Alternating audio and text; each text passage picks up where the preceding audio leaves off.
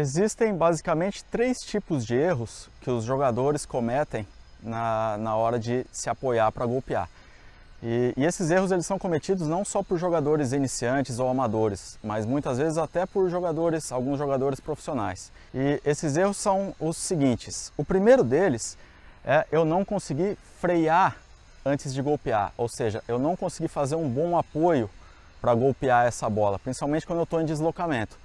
Então muitas vezes eu acabo batendo essa bola, eu afasto e bato essa bola ainda na sequência correndo para trás. Ou venho para frente para pegar uma bola mais curta, mas eu não me apoio, bato correndo, eu não dou uma pausa antes. Se eu vier no backhand também, antes de terminar o golpe eu já estou correndo para frente. Eu não venho, dou uma pausa e pego, ou afasto, consigo frear e pego, ou chego na corrida lateral, freada lateral, freio e pego. Então o primeiro erro é o jogador não buscar frear e se apoiar bem antes de golpear. O segundo erro, que é bastante comum, é não fazer um tamanho de base adequado. Então, muitas vezes, como eu falei anteriormente no vídeo, a gente tem que buscar aqui mais ou menos uma raquete de distância. Então, muitas vezes a pessoa acaba ficando um pouco acomodada, com as pernas esticadas aqui, acaba batendo com uma base pequena, às vezes de 20, 30 centímetros no máximo ali. Isso facilita muito para a pessoa se desequilibrar, perder o equilíbrio durante o golpe. Então, esse é o segundo erro, que a pessoa não faça uma base de um tamanho adequado, e sim uma base pequena, o que facilita ela a perder o seu equilíbrio. Um outro erro, o terceiro erro bastante comum, é a pessoa acabar escolhendo o tipo de apoio errado para determinada situação. Então é muito comum o atleta, às vezes, ele afastar, ele está um pouco mais atrás na quadra, ele acaba tentando pisar aqui em square stance para bater o forehand. E às vezes ele pode até acertar, mas é um golpe que é um pouco mais arriscado, porque o square stance ele facilita que eu pegue a bola com mais momento linear, que eu bata ela de trás para frente melhor.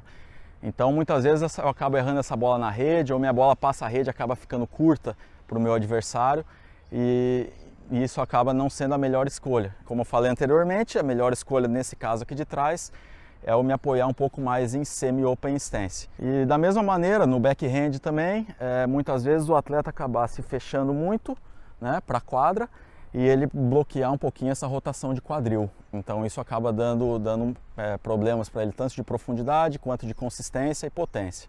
Eu conseguir fazer bons apoios para golpear as bolas é uma das partes mais importantes para o jogo de tênis. E isso acaba sendo um pouco subestimado pelos jogadores que muitas vezes não colocam tanta atenção nisso. O tênis ele é um esporte de movimentos, é um esporte muito dinâmico, que eu bato na bola com a raquete, mas eu preciso me deslocar até as bolas para conseguir efetuar bons golpes. Então isso aí tudo aumenta a importância de bons apoios, para que eu consiga ter mais potência e mais precisão. Então, quando eu vou trabalhar, eu vou treinar, estou no meu dia a dia ali de trabalho, de treinos, eu tenho que dar um pouco mais de atenção na maneira como eu me posiciono. A parte mais importante do jogo de tênis são as pernas. Então, se eu como professor de tênis, treinador de tênis, vejo que um atleta, por exemplo, ele está fazendo um golpe que a terminação dele, ele está terminando aqui embaixo, por exemplo, que não é uma terminação recomendada. Mas muitas vezes eu não vou mexer na terminação se o jogo de pernas dele não estiver encaixado. A terminação baixa aqui, por exemplo, na frente, ela vai ser somente uma consequência do atleta estar mal posicionado ou não estar bem apoiado para efetuar esse golpe. Então sempre a primeira coisa que eu vou olhar como treinador de tênis, seja num atleta de competição ou seja num atleta amador, é a parte dos apoios. Se ele está se apoiando bem, se ele está escolhendo a melhor maneira de se apoiar, porque isso eu tenho convicção que isso faz uma diferença absurda depois no jogo de tênis desse jogador. Então não adianta nada eu corrigir a parte de ponto de contato ou de terminação ou até mesmo de preparação do golpe se o atleta ele não tem os apoios básicos bem treinados. Isso vai acabar limitando o jogo dele.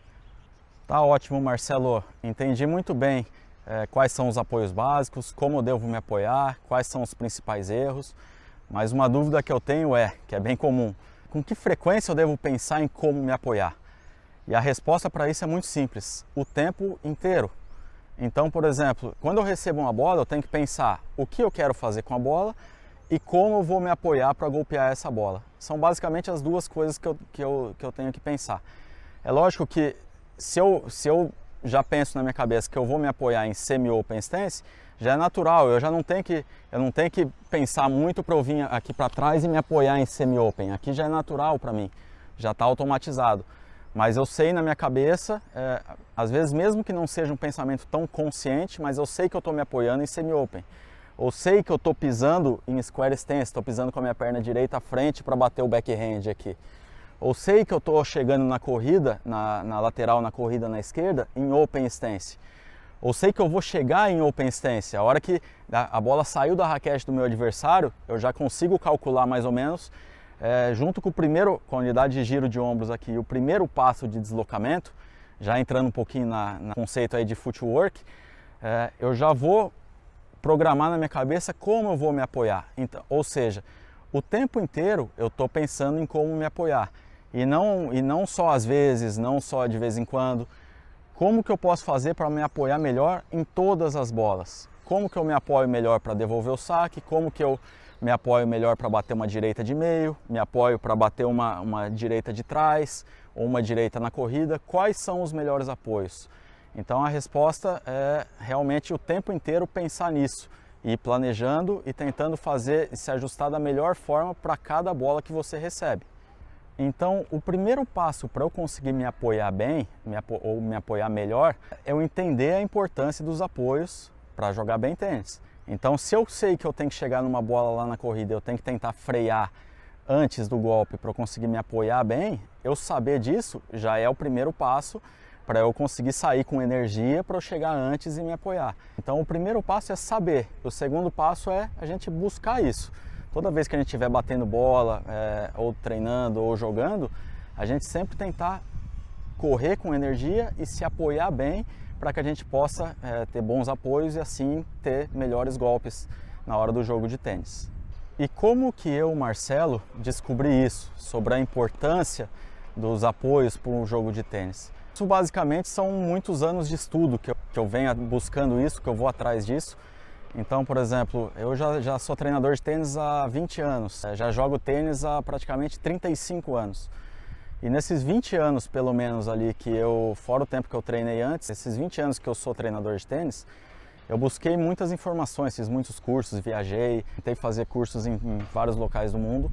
E isso me ajudou muito a descobrir como os melhores treinadores pensam e trabalham. E quanto mais alto o nível do jogador, a gente acaba percebendo que mais simples é o trabalho deles. Então eles se concentram muito em fazer o simples bem feito e não às vezes fazer um exercício muito elaborado ou se concentrar em coisas muito complexas.